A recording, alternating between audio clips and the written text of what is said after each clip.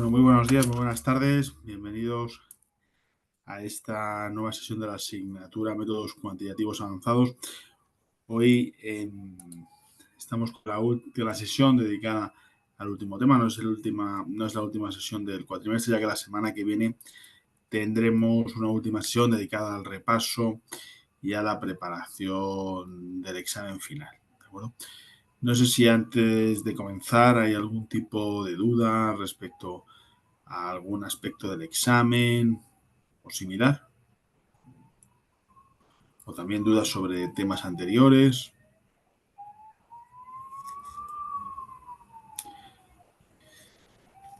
Bien, bueno, pues si no hay ninguna duda hasta este momento, vamos a comenzar con la sesión de hoy, ¿vale? La sesión de hoy la vamos a dedicar a los modelos de simulación, ¿de acuerdo? Vamos a hacer un caso práctico para ilustrar el concepto de simulación, ¿vale? Va a ser ya el último encargo que vamos a tener en el banco de inversión en el que estamos desarrollando nuestra función, ¿vale? Y exactamente en este caso nuestro jefe nos va a pedir que hagamos un análisis, una herramienta que le permita cotizar de manera correcta el valor de la divisa, el par euro-dólar, ¿de acuerdo? Va a necesitar que le demos nuestra mejor estimación para una cotización puntual y también va a querer saber si le podemos dar una estimación de qué va a hacer el euro dólar durante 30 días. Una curva, ¿vale?, de cotización del euro dólar a 30 días. Bueno, ¿seremos capaces de ayudar a nuestro jefe de cumplir este último encargo? Vamos a ver, con lo aprendido hasta ahora nos resultaría muy difícil estimar una cotización en un mercado de divisas, en un mercado de FX, puesto que nosotros hasta ahora lo que nos hemos centrado más es sobre todo en el mercado de renta variable.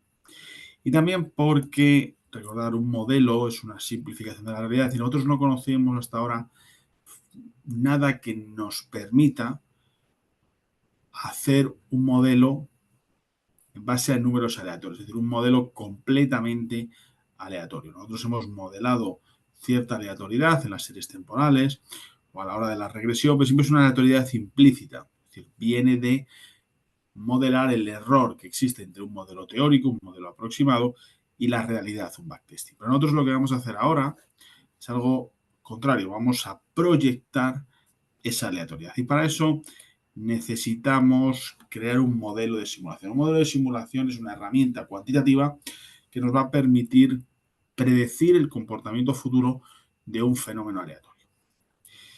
Vamos a experimentar con un modelo aproximado de la realidad con el fin de determinar cómo cambia, en nuestro caso será el valor del euro dólar ante movimientos, cambios en las condiciones estructurales del sistema, lo que se considera que es el entorno de control, ¿vale?, o la estabilidad del modelo. Nosotros lo que vamos a modelar es esa inestabilidad, esos cambios, esas perturbaciones. Ni que decir tiene que el concepto de modelo de simulación es una técnica que el mundo financiero ha importado del mundo de la ingeniería, ¿vale? Los modelos de simulación tienen su origen en buscar cuál es el cambio que un sistema, ¿vale?, que es lo que se estudia en el mundo de la ingeniería, sistemas más o menos complejos, tiene ante cambios en las perturbaciones, en las condiciones de contorno o en el entorno de control. Por tanto, vamos a importar esa técnica y la vamos a utilizar para modelar, cuantificar el riesgo financiero que en este caso incurriríamos a la hora de entrar en el par euro-dólar. Hay tres grandes bloques que hemos de conocer para la simulación. El primero tiene que ver con cómo vamos a modelar la aleatoriedad, ¿de acuerdo? Y eso requiere del uso de un concepto que seguramente habéis escuchado con muchísima frecuencia, que es el de número aleatorio, ¿de acuerdo? El concepto de número aleatorio lo que busca es representar esas alteraciones. Posteriormente tenemos dos técnicas de simulación. Una es la simulación histórica, lo vamos a recordar otra vez, pero lo conocemos, lo hemos estudiado en el VAR, cuando veíamos, oye, el VAR que es un percentil de una distribución de rentabilidades. El sistema que nosotros estamos buscando modelar es el sistema de, en ese caso, la serie de rentabilidades, ¿de acuerdo? Lo que vamos a buscar aquí es, en vez de tener unas rentabilidades históricas, ¿vale?, crear unas rentabilidades sintéticas, que es para lo que usaremos el modelo de simulación más conocido, que es el modelo de Monte Carlo. Pero yendo por pasos, ¿vale?, si tuviéramos que definir qué es un número aleatorio, mira, un número aleatorio tiene una definición técnica, ¿vale?, que es la combinación, ¿vale?, aleatoria definida por una función de distribución. Básicamente, un número aleatorio, lo que significa eso es una observación de una variable aleatoria. Cualquier variable aleatoria, ¿vale?, nosotros podemos utilizar el valor que toma, la observación que toma en cada instante, como un número aleatorio. Pues, ¿por qué? Porque no está condicionada por ningún elemento externo, solamente por esa función de distribución, que es quien va a establecer lo que antes denominábamos unas condiciones de contorno. Por eso, los números aleatorios son el elemento, el ingrediente fundamental de un modelo de simulación. Pero hay algo en lo que, como usuarios de estos modelos, tenemos que fijarnos, y es, sin duda alguna, en asegurar que esos modelos son verdaderamente aleatorios. Por ello, lo que hacemos normalmente es un test de bondad. ¿Qué significa esto? Nosotros conocemos la función de distribución de la variable aleatoria, lo hemos estudiado, de la función de distribución uniforme, discreta, uniforme continua, la de Laplace, la normal. Las conocemos. Con lo cual, lo que tenemos que revisar es la serie de números aleatorios que nosotros estamos obteniendo. ¿Sigue la distribución esperada? Mira, un ejemplo es el que vemos en la pantalla, ¿vale? Si nosotros suponemos que es la uniforme continua, ¿vale?, discreta, ¿vale?, la uniforme discreta, la que, dame un segundo que quiero cargar el Excel para que lo veáis. Es una uniforme discreta la distribución que está siguiendo este fenómeno aleatorio. ¿Qué esperaríamos? Bueno, una uniforme discreta lo que asegura es que todos y cada uno de las observaciones, de las frecuencias, son equiprobables. Si yo hago 4.500 observaciones, esperaría 450 observaciones de cada uno de los valores que puede tomar una uniforme, con una uniforme discreta 0,9. ¿Qué es lo que veo? Bueno, a simple vista veo que faltan 3 y 6, ¿vale?, y que hay, sobre todo, un exceso de ceros, unos y 7. Esto nosotros lo podemos ver visualmente, pero requiere una sistematización, ¿vale? Entonces, tenemos que pasar dos pruebas de control. La primera, ¿vale?, es la media. Si yo hago la media real y la media esperada,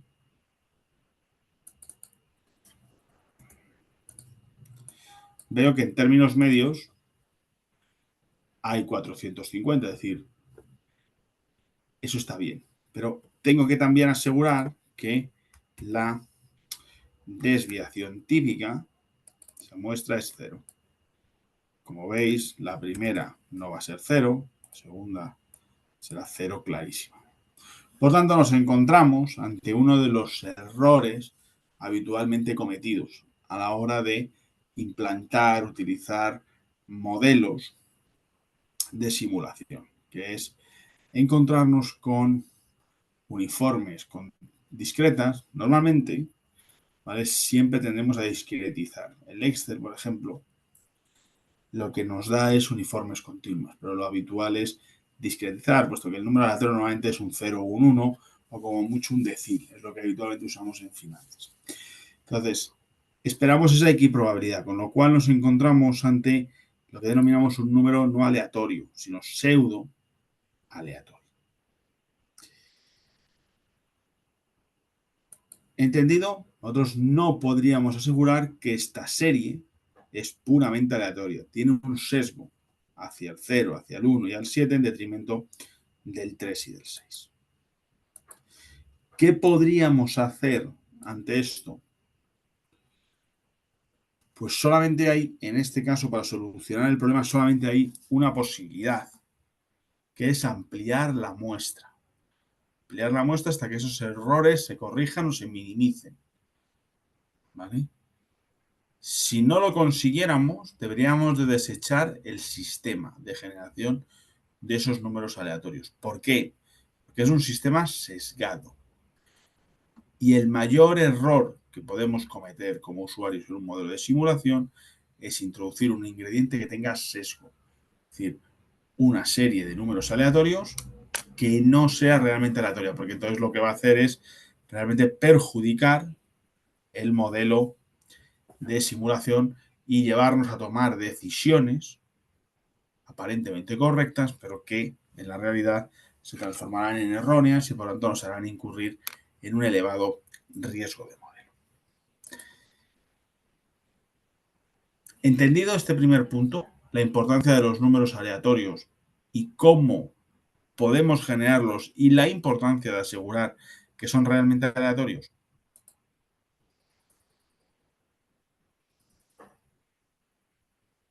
¿Dudas?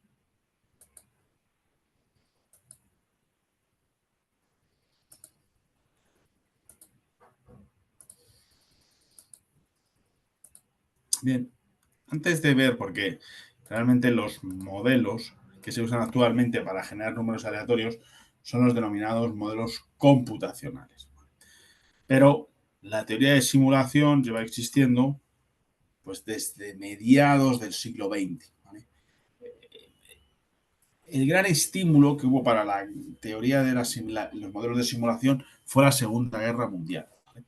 Los sistemas de inteligencia, cifrado de mensajes, fueron el nicho en el cual, es decir, el gran inicio que tuvieron estos modelos fue su uso en la inteligencia militar. De ahí que tuvieran un rápido origen, una rápida implantación antes en los sistemas de ingeniería que en los sistemas financieros o de cualquier otra rama de las ciencias sociales. El principal impulsor, el creador, podríamos decir, de este concepto de cómo generar números aleatorios es John von Neumann. ¿Vale? Von Neumann es uno de los matemáticos más eminentes de todo el siglo XX. Si habéis visto la película de Una mente maravillosa, ¿vale? Es Nash quien, a través de la teoría de juegos, bueno, pues se narra la vida de Nash y bueno, pues Nash llegó a ganar el premio Nobel de Economía, ¿vale? Por este concepto que era, bueno, quizás lo que tenía que haber ganado es, como no existe el premio Nobel de Matemáticas, la medalla Fields de Matemáticas, ¿vale? Pero bueno, es otra discusión. Nash era un alumno aventajado de von Neumann. Von Neumann fue su maestro. ¿Vale? Von Neumann era un judío alemán que emigra a los Estados Unidos en ese contexto y empieza a trabajar para las agencias de inteligencia americanas. La Rand Corporation forma parte del proyecto Manhattan y ideó dos conceptos del número aleatorio. El primero era algo más rebuscado, más matemático, que era tomar un número al azar, elevarlo al cuadrado y tomar sus dígitos centrales. ¿Vale? Esto realmente tenía una carga de manualidad enorme y hacía muy difícil su sistematización. Y pensando en ello, ya anticipándose a lo que posteriormente sería la teoría de Monte Carlo, ¿vale? Que tiene evidentemente está muy basada en pues, algunas películas sobre ello, ¿vale? Pero sobre la teoría del juego, cómo puedes, mediante un modelo de simulación, garantizar un determinado éxito en el juego de azar, ¿vale? Pues von Neumann toma una rueda de 10 compartimentos iguales, simulando la ruleta de los casinos, pero solamente con 10 compartimentos, y en vez de haber una manualidad, lo que lo engancha es a la red eléctrica. Entonces, suponiendo que trabajas en un sistema de frecuencia constante, los pulsos son todos de igual magnitud y de igual duración temporal. Así que si anotas o codificas en cada uno de los 10 dígitos en los que para, al no haber sesgo, porque los pulsos son constantes, obtienes constantemente una serie, y esta ya sigue una serie más sistematizada. Estamos hablando del mundo de los años 50, ¿vale? En el cual todavía el ordenador es algo incipiente, conseguían generar grandes series de números aleatorios que luego les permitían generar modelos de simulación más complejos, ¿vale? Modelos de simulación, bueno, pues que sirvieron en su momento para simular el comportamiento incluso del arma nuclear, de la bomba atómica, ¿vale? Esto es la historia de la generación de números aleatorios. Como se generan hoy números aleatorios, como lo genera el Excel, es mediante un método computacional, bien a través de un algoritmo, ¿vale? Como puede ser el que veis en la pantalla, pues imaginar que ponemos una semilla y a partir de ahí una función matemática con un punto de control, lo que consigues es ir recopilando esos números aleatorios. Por ejemplo, si la semilla es 0 y el punto de control es 10, pues imaginar, oye, pues 2 por 0 más 3, 3. Como 3 es menor que 10, 3 sería el primer número aleatorio. Segundo número, 2 por 3, 6 más 3, 9. Como 9 está por debajo de 10, el segundo sería el 9. Tercero, 2 por 9, 18, más 9, 27. Como está por encima de 10, 27 menos 10, 17. Como sigue estando por encima, 17 menos 10, 7. Tendríamos los tres primeros elementos, el 3, el 9, el 7. Y así podríamos seguir sin medir generándolos, ¿vale? Este es un procedimiento sencillo que ilustra cómo hacerlo. Mirad, vamos a hacerlo. Vamos a abrir un momento nuestra ventana de Excel.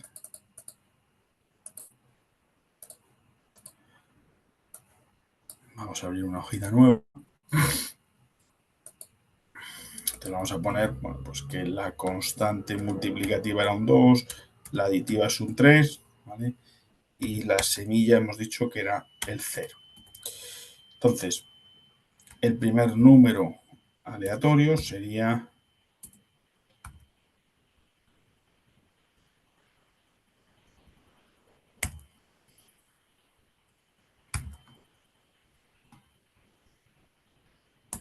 este. Vamos a tomar la semilla.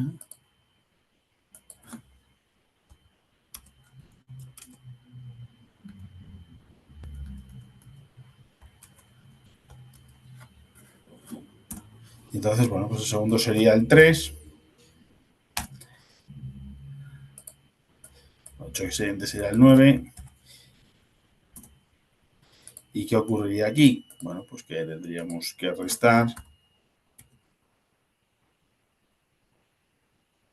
10, como seguiría siendo. Antes había dicho yo 7 es 1, ¿vale? Pues el siguiente, no daría lugar a dudas, sería. Ahora hay que quitar esto. 5.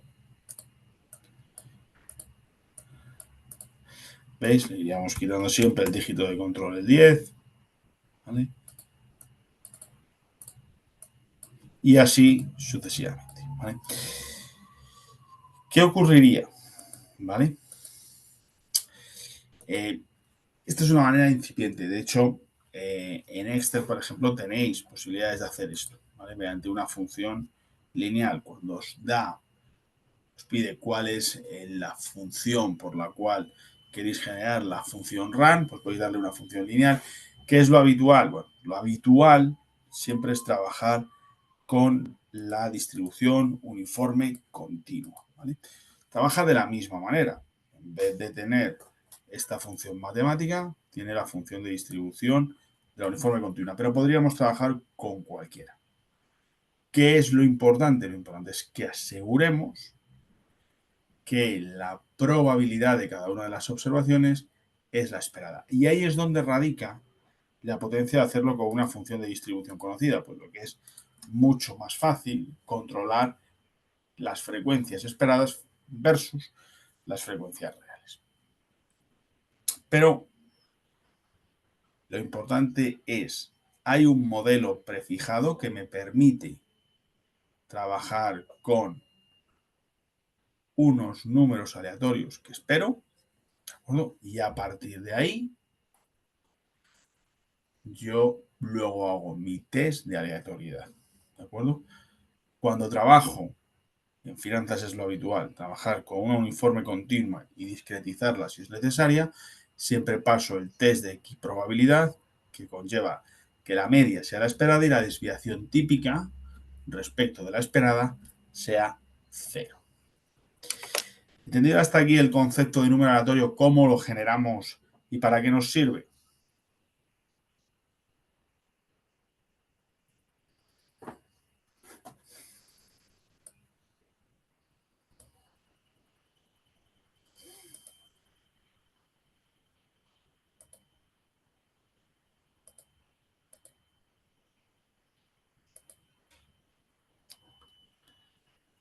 Bueno, dos técnicas de simulación. Una que ya conocemos, un repaso en qué se basa la simulación histórica.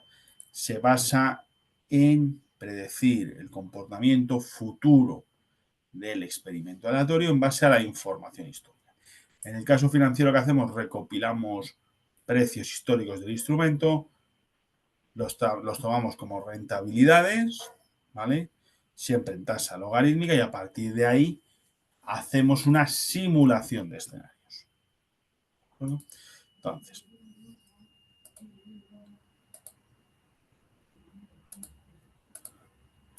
mira, nosotros tomamos hipotéticamente una cartera que tiene 6.000 acciones del activo 1, 5.000 del 2 y 8.000 del 3, ¿vale? Y tendríamos que tomar en términos reales una mayor ventana temporal, una mayor profundidad histórica, ¿vale? Pero nosotros vamos a tomar aquí 5 días, ¿vale? Tomamos 5 precios de cotización del activo 1, 5 del 2 y 5 del 3. Por lo cual podemos saber que el valor de la cartera era 179.250, porque es multiplicar el número de instrumentos por los precios, ¿vale? 184.000 el segundo y así sucesivamente. ¿Qué hacemos aquí? Calculamos lo primero las rentabilidades. Y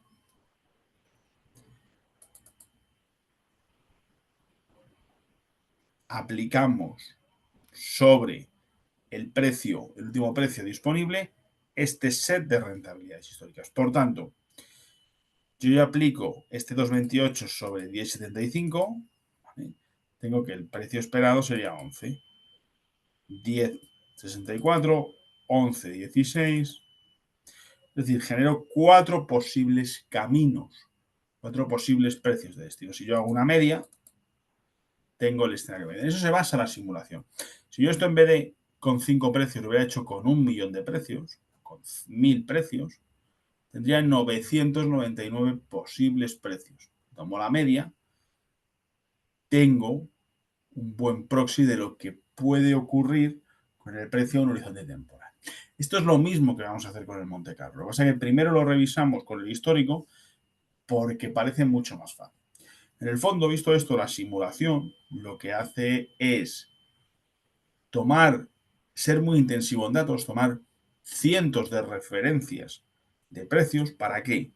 Para trazar el punto medio, el camino medio, la aproximación.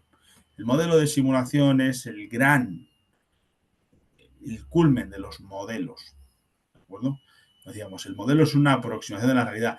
El modelo de simulación, al ser muy intensivo en datos, nos permite generar cientos de posibilidades y lo que hace es aproxima por la simulación media o por la aproximación media.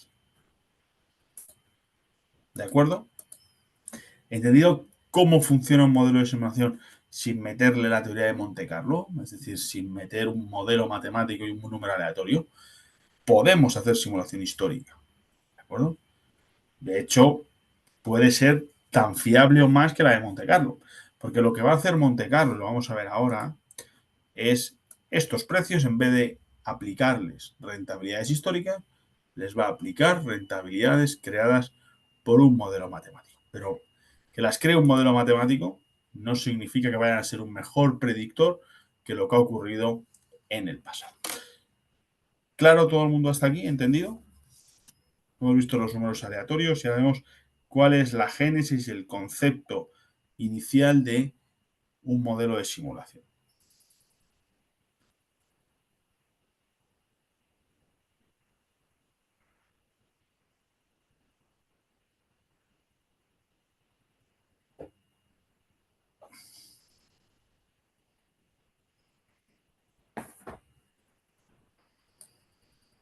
¿Todo claro?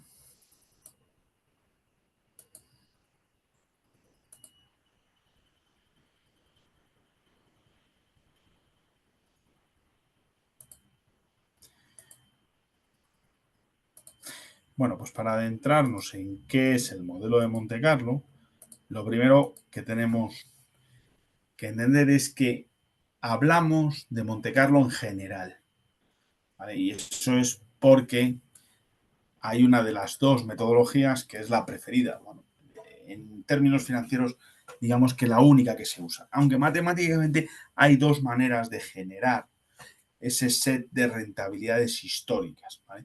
Ese set de movimientos de la variable que estamos analizando, en nuestro caso los precios. Imaginar que estuviéramos en términos biológicos, pues podría ser la duración de algún fenómeno o el crecimiento de determinado cuerpo, ¿vale? Pues en el caso de las finanzas lo que vemos es analizar los precios, ¿vale? Entonces, un modelo matemático nos va a generar variaciones de esos precios, es decir, las rentabilidades sintéticas.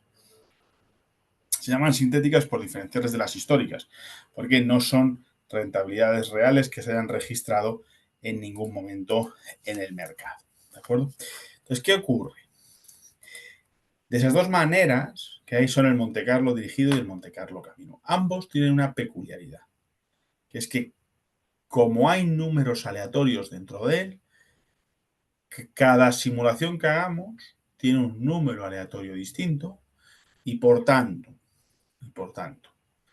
arroja un resultado distinto, aunque todo el resto de inputs no cambie. Si vosotros estáis pudiendo modelar, por ejemplo, el euro dólar, ¿vale? Y depende de la volatilidad histórica del tipo de cambio. Bueno, aunque yo la volatilidad la tengo bien calibrada, cada vez que le dé al intro en mi modelo, va a haber un cambio en el resultado.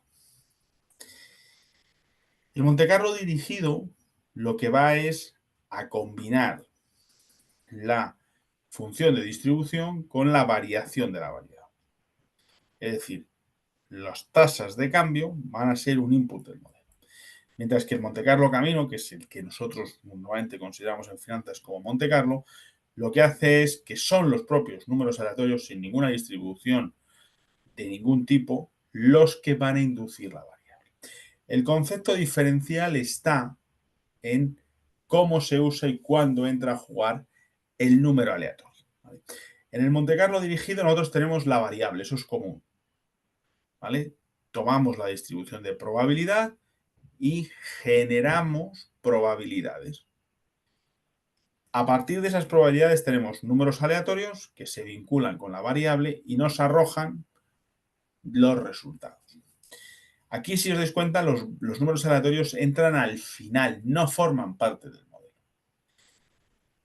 Mientras que el Monte Carlo camino lo que hace es toma un modelo matemático, ¿vale? En este caso, el modelo de valoración de divisas, ¿vale? En función de la volatilidad.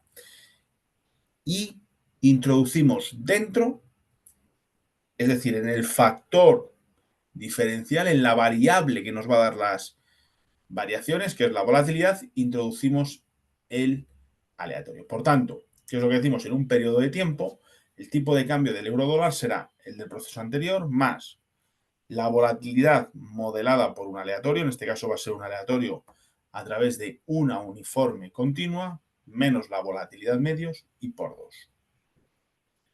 ¿De acuerdo? Entonces, ¿cómo le ayudamos a nuestro jefe a resolver este caso? Mirad.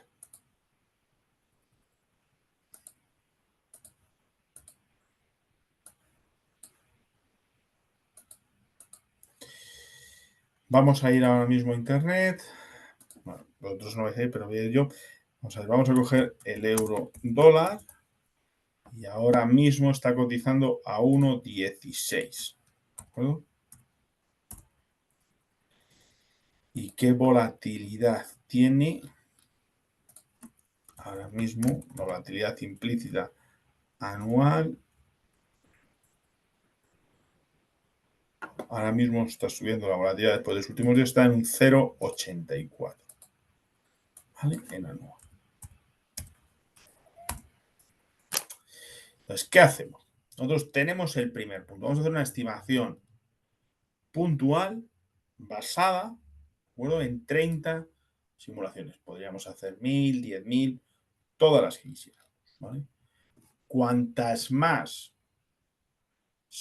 simulaciones hagamos, hay un beneficio, que es recordar, el gran problema de los modelos de simulación es que cada vez que yo doy al intro, el resultado es distinto porque el aleatorio está modelando el factor de riesgo.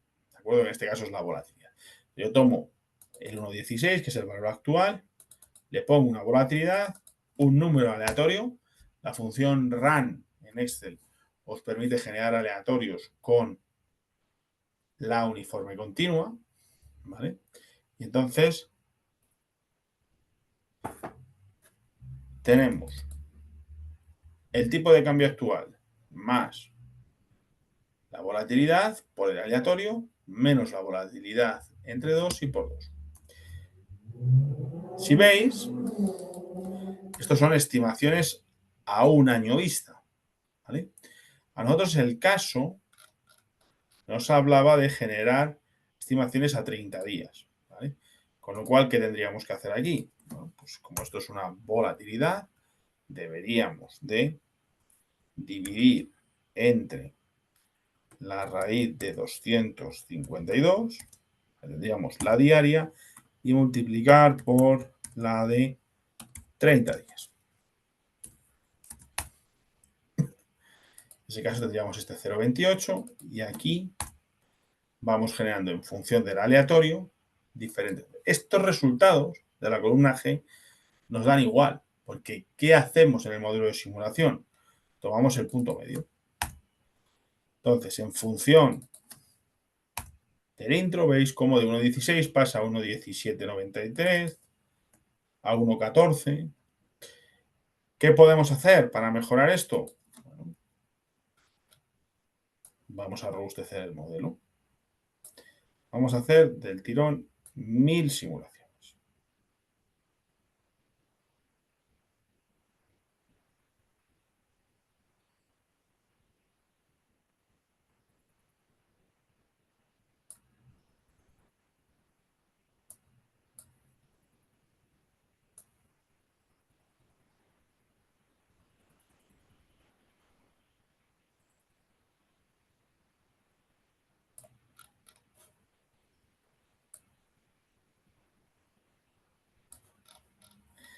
En PAS, el punto inicial va a seguir siendo 1,16. La volatilidad es la misma, a 30 días. El aleatorio es el que cambia y por tanto la estimación. Yo aquí me puedo hacer mi average y bueno, con 1000 simulaciones, ¿qué va a ocurrir? Pues mira, que esto va a ser bastante más estable. ¿Veis? No tiene tantos cambios porque tenemos 1000. Si nosotros fuéramos capaces de hacer 10.000, pues más estable, ¿vale? Más se amortigua. ¿No? Es importante que captemos este concepto. Los modelos de simulación son modelos muy intensivos en datos. ¿De acuerdo? Por tanto, necesitamos alimentar el modelo con una plataforma computacional muy robusta que nos permita trabajar con un elevado número de simulaciones. Este es el otro gran concepto que tenéis que llevar. Más allá del modelo, del Monte Carlo, que esto los softwares comerciales les pueden ayudar y seguramente allí donde trabajéis tengáis expertos cuantitativos en modelos de simulación. El concepto clave de verdad, está aquí, ¿vale? en que necesitáis en vuestros equipos plataformas muy potentes de computación que os permitan trabajar con cantidades ingentes de datos. ¿De acuerdo? El segundo encargo que nos hacía nuestro jefe era, oye, hacérmelo a 30 días, una curva. Bueno, pues la diferencia, vamos a tomar estos datos iguales que los de aquí.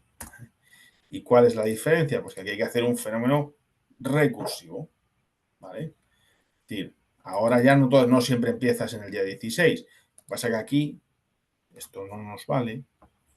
Esperad.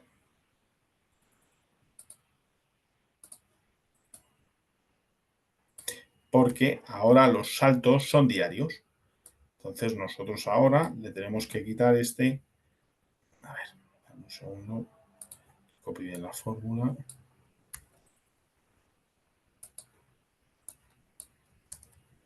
Le quitamos este por raíz de 30 porque queremos una volatilidad diaria.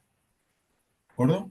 Entonces, con esa volatilidad diaria es importante que tengamos en cuenta, antes hacíamos estimaciones a 30 días, con lo cual necesitamos una volatilidad de 30 días. Ahora, cada día es un salto y vamos a hacer 30 días de cotización, ¿vale? Para nuestro jefe ya vamos a pintar la curva, con lo cual la volatilidad, en este caso es una volatilidad diaria, la que hemos tomado del servidor de precios, que era 0,84 anual, entre este raíz de 252. Y ¿qué hacemos? Oye, el punto en el que empieza el segundo día es la estimación del día 1, el tercer día con la estimación del día 2 y así sucesivamente. Entonces graficamos este tipo de curvas. El modelo de Monte Carlo no solo nos permite hacer una simulación puntual, sino que también nos permite trazar curvas de comportamiento. ¿Qué es lo que haremos? Bueno, es algo más complejo. Necesitaríamos generar 1000 veces esta curva y tomar la curva media. ¿Vale? Es decir, si lo hacemos con unos cuantos menos datos, pues mirad, vamos a hacerlo con 5, para verlo claramente. Nosotros nos guardamos en memoria estos datos.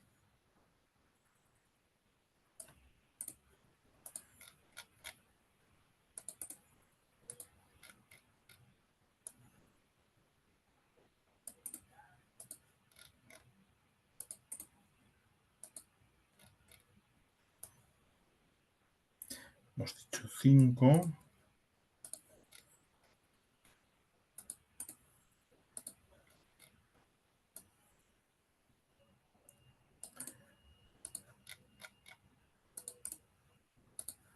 ¿Vale? Lo tendríamos que hacer con más tiempo, más programado, pero yo os lo hago para que veáis el fundamento. Tenemos que hacer, pues a lo mejor 1000 veces. ¿Vale? Y sería esta curva la que nosotros, la media de estas curvas, la que nosotros entregaríamos a nuestro jefe. ¿Vale? Sería una curva que empezaría en 1,14, terminaría en 1,17 y por medio, ¿vale? Pues tendría estos movimientos. ¿Vale? Cuando trabajamos con muestras pequeñas, los resultados que tenemos en los modelos de simulación tienen mucho ruido. ¿Vale? Muestras pequeñas, debido a que se amplifica el efecto del aleatorio, generan resultados con ruido. ¿Vale? Por tanto, la muestra de lo que hemos dicho antes. Para que el modelo de simulación nos arroje resultados fiables, correctos, que nos permitan tomar decisiones adecuadas, lo que haremos siempre es trabajar con la mayor capacidad, con la mayor intensidad de datos que podamos. ¿Dudas hasta aquí?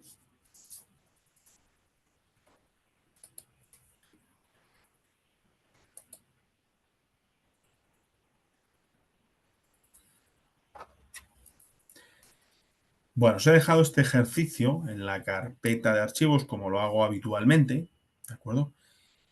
Y bueno, por mi parte, estas eran las 3 ideas fundamentales. Oye, cómo se generan números aleatorios y la importancia de asegurarnos que son realmente aleatorios, que los números aleatorios carecen de sesgo, la serie que utilizamos.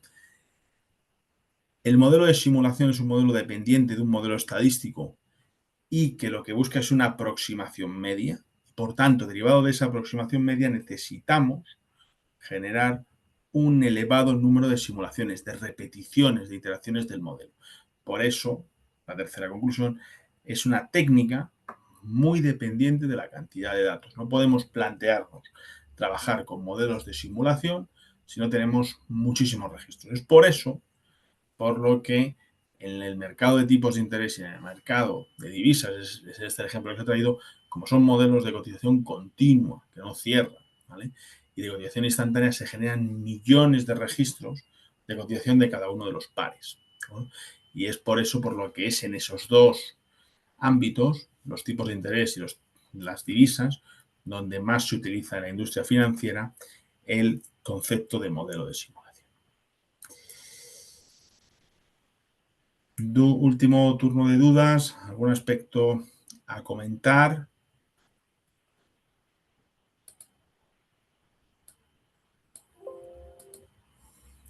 Bueno, evidentemente las tareas para esta semana son obvias, ya estamos a 15 días aproximadamente del examen, ¿vale? Recordar que esta parte derivado junto con las series temporales, ya lo comentamos, como requieren de un amplio soporte computacional que no tenéis en el examen, pues tendrán una importancia relativamente menor en el examen, o inferior a los 8 primeros temas. Por lo tanto, es ahí donde nos tenemos que centrar más de cara a preparar el examen. Y la semana que viene tenemos ya planificada en el horario habitual, es decir, a las 19:00 horas del uso horario de Madrid, tenemos el martes 1 de julio la última sesión, que es una sesión en la cual yo voy a resolver todas las dudas que me traigáis de cualquier aspecto del examen, ¿vale? Yo también traeré preparados una serie de ejercicios, ¿vale? Para que los revisemos. Pero bueno, eso tiene menos importancia. Lo más importante es que resolvamos las dudas que os puedan surgir, porque los ejercicios tenéis ya una gran batería de las clases. Yo os daré esa hoja y si alguien tiene dudas, si no lo pudiéramos resolver en clase, se las responderé individualmente, ¿vale? Y son ejercicios similares en dificultad, aunque abarquemos algún aspecto más que no habíamos visto en la sesión de recomendación de examen, pues de esa dificultad. Es decir, ya conocéis que la diferencia es que esos ejercicios que hemos visto en clase serán a lo mejor uno o dos apartados de un caso más amplio, ¿vale? Pero recordad que tenemos esa última clase, que ese es el objetivo, ¿vale? Pero siempre, lo que os digo siempre, en el momento en el que estéis estudiando, si os surge cualquier duda, oye, 24/7 tenéis mi apoyo en el foro, ¿vale? Y ya, pues, grado máximo de intensificación en la preparación del examen, puesto que estamos, pues ya como aquel que dice en capilla, estamos a 15 días de la semana de los exámenes, a 2 semanas de que llegue ese momento, ¿de acuerdo? Por mi parte nada más, si nadie quiere comentar ninguna duda adicional, ningún aspecto adicional, algún feedback sobre la sesión, Gabriel me está escribiendo por el chat. No, o sea, vamos a ver, ejercicios de bar, Gabriel, tipo los que hemos hecho en la actividad y demás, no los vamos a ver en el examen.